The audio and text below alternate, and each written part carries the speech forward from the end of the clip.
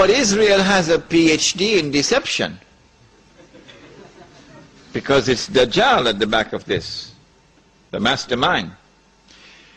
And Israel would not want to wage a big war and appear to the world naked, clearly, as an aggressor. No, that's not deception. Israel has to wage her big war and make it appear as though she was only defending herself. The only Muslim I know of who has had the capacity to be able to penetrate the deception that has been going on all these years, the only one I know of, was a man who never went to Al-Azhar University. Now, he wasn't a shekh. His name was Malcolm X. He's the only man I know of who had that eyes wish to see and could clearly recognize the strategy and the deception. Read Malcolm X. How is Israel going to launch this big war and yet get away from being perceived by the whole of humanity as the aggressor, blatant aggression? You have to come with a good strategy. The strategy is this. Ariel Sharon goes into Masjid al-Aqsa with 1,000 Israeli military with him, with their shoes on, with the full knowledge that this calculated act of extreme provocation must have a response, a fiery response. And as the flames of the new intifada emerge, you must keep it burning by committing upon the Palestinian people more and more atrocities that drive them into a greater and greater rage. This is planning, this is strategy, this is not happening by accident. As Israel unleashes this barbaric oppression upon the Palestinian people, you must have a television station which you plant amongst them, which will cover this, that your Egyptian television would not cover, and your Jordanian government would not allow on Jordanian television, so you create something called Aljazeera. And the Arab masses believe Aljazeera is their station.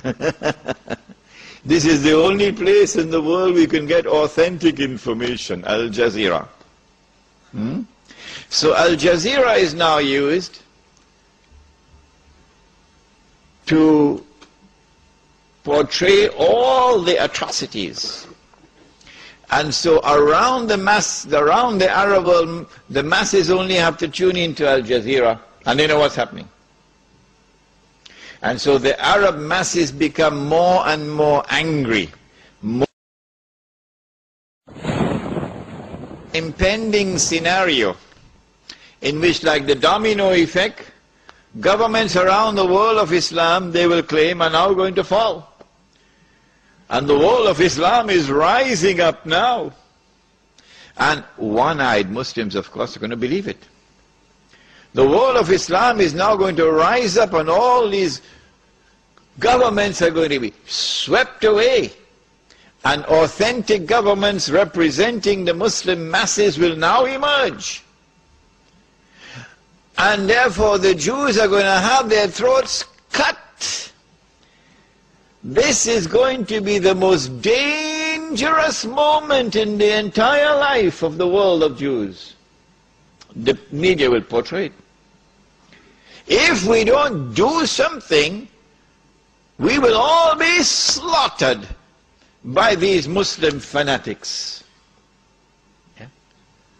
I tell you, this will be drama worthy of Hollywood when it comes. They must be hating me now for revealing their secrets. It is in this scenario that Israel will say, we have to do something.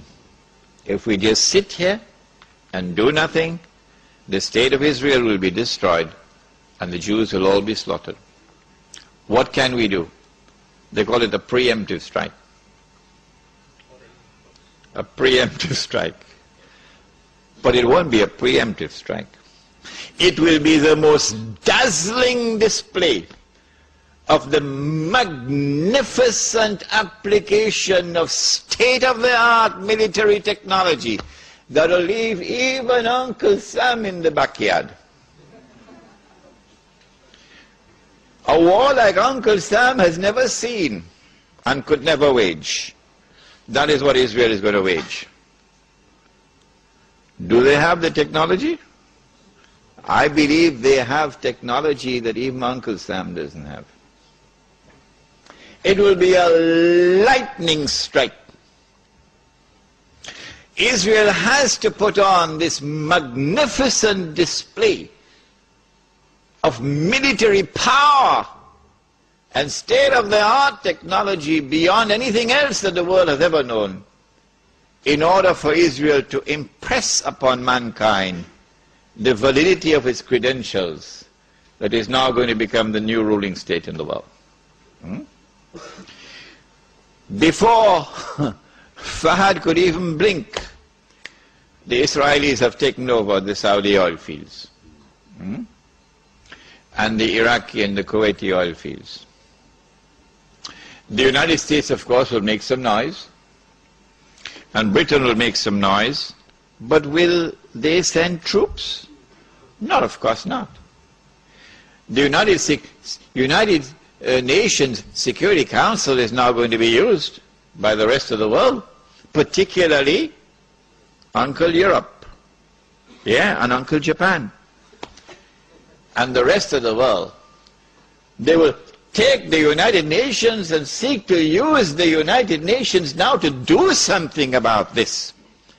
Collective action to force Israel to withdraw. Because if Israel does not withdraw, Europe is going to be choked, and Japan is going to be choked.